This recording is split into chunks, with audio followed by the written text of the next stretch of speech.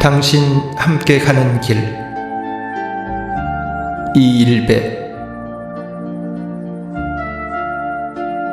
처음으로 노랫말을 써보았다. 대한가수협회 회원으로 가수활동을 하고 있는 윤 여사의 청을 받아서다. 윤 여사는 중앙무대에서 화려한 조명을 받으며 노래할 기회는 못 얻었지만 여러가지 행사며 노래 봉사활동을 통해 지역에서는 널리 알려진 가수다. 가수로 활동해온 지도 여러 해가 되었건만 아직 자기 노래를 갖지 못했다며 나에게 노랫말을 하나 만들어 달라 했다. 수필만 써온 내가 어찌 노랫말을 지을 수 있겠느냐며 사양했지만 나만큼 자기를 잘 알고 있는 사람도 없다며 볼 때마다 부탁했다. 윤 여사와 나는 신앙송을 좋아하여 10년 전쯤부터 낭송 모임을 함께하면서 알게 되었다. 어느 도서관에 나의 수필 강좌가 개설되었을 때 자기도 수필 공부를 하고 싶다 하여 함께 공부하고 있다. 그 세월 사이의 대화 속에서 윤 여사는 이따금 자기의 지나온 생애를 나에게 풀어놓기도 했다. 윤 여사는 신앙송 지도자 자격증을 비롯하여 수지침, 레크레이션 강사, 웃음치료사, 실버 건강 운동 지도사, 시니어 여가문화 지도사, 독거노인 생활 관리사 등 10여 가지가 넘는 자격증을 가지고 있다. 얼마나 의욕과 활기가 넘치게 살고 있는지를 짐작할 수 있게 하는 일이지만 윤 여사가 살아온 이력을 보면 모든 일에 활발할 수 있을 만큼 그리 순탄하지는 못했다. 기억도 잘못할 나이에 어머니를 여의고 넉넉지 못한 환경 속에서 학교에도 많이 못 다니고 일찍부터 온갖 직업 전선을 드나들었다.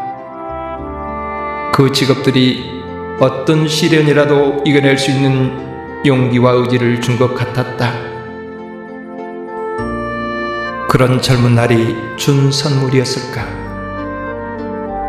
믿음직스럽고 예심 많은 사람을 만나 아들, 딸, 사남매를 두면서 다복하게 살았다. 자기를 바바라 나직히 불러주는 남편을 볼 때면 세상에 어떤 이도 부럽지 않을 것 같았다. 바바는 자기를 봐달라는 뜻이라 했다. 그러던 어느 날 남편에게 폐암말기라는 청천벽력 진단과 함께 6개월 시한부 생명 선고가 떨어졌다. 절망할 겨를도 없이 어떻게 하든 고치고야 말리라 입술을 깨물고 화장품 위판으로 생계를 꾸리며 백방으로 뛰었다. 좋은 약, 좋은 병원을 찾는 것은 물론 한시도 놓지 않고 치성으로 병시중하는 사이에 6개월이 1년이 되고 3년, 5년도 무사히 넘어갔다. 이 소문이 널리 퍼져나가 어느 텔레비전 방송국에서 그 간병기를 수뇌보처럼 방송하기도 했다. 남편은 발병한 지 10년 만에 윤 여사의 손을 놓았다. 그간에 살아온 내력들이 서러운 응어리 되어 가슴을 쳤지만 좌절은 그녀의 몫이 아니었다. 생계를 일구어 나가는 일과 더불어 틈틈이 마른 목을 틔우기 위한 투지를 불사르며 자기도 남도 함께 행복할 수 있는 일들을 섭렵해 나갔다. 그것만이 남편과의 행복을 이어나갈 수 있는 일이라 여겼다. 그러던 어느 날에 수필 공부 시간에 이런 글을 써냈다. 오늘도 남편의 휴대폰이 날짜와 시간을 알려준다. 남편이 내 곁을 떠난 지 10여 년이 되었어도 아직도 눈물이 난다. 그래서 남편이 쓰던 휴대폰을 늘 머리맡에 두고 잔다. 배터리가 다 닳으면 다시 충전해 놓는다. 충전만 하면 남편은 살아난다. 그 남편과 지금도 알콩달콩 살고 있다. 그랬다. 윤 여사는 슬픔을 모르는 게 아니라 이겨내며 살았다. 그 힘은 남편에게 있었다. 남편이 두고 간 휴대폰을 아직도 충전하는 마음속에 있었다. 신앙송이며 노래, 봉사활동 등으로 남편에 대한 그리움을 채웠다. 그녀를 보면 샹송가수 에드트 피아프의 생애가 떠오르기도 하고 안동 원희 엄마의 400여 년 전 편지가 뉘어지기도 한다. 청을 받은 지 한 해도 넘는 노랫말이 이제야 어렴풋이 보이는 듯했다.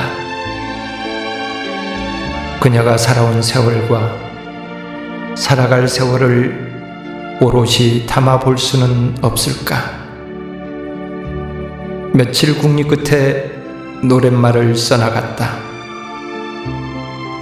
당신 함께 가는 길이라는 제목이 먼저 떠올랐다. 구름처럼 살아온 길, 서리서리 사연 많아도 당신과 손잡고 함께 온 길이라 행복했어요. 긴 세월, 길도 눈앞인 듯 가깝기만 했던 길. 고마워요. 긴 세월 모두 행복이 되게 하는 당신. 바람처럼 살아갈 길, 굽이굽이 멀고 험해도 당신과 손잡고 가부시 정답게 갈 수 있다면 먼 인생길도 꽃보라 사랑이 피어나는 길. 고마워요. 먼 길 모두 꽃길이 되게 하는 당신.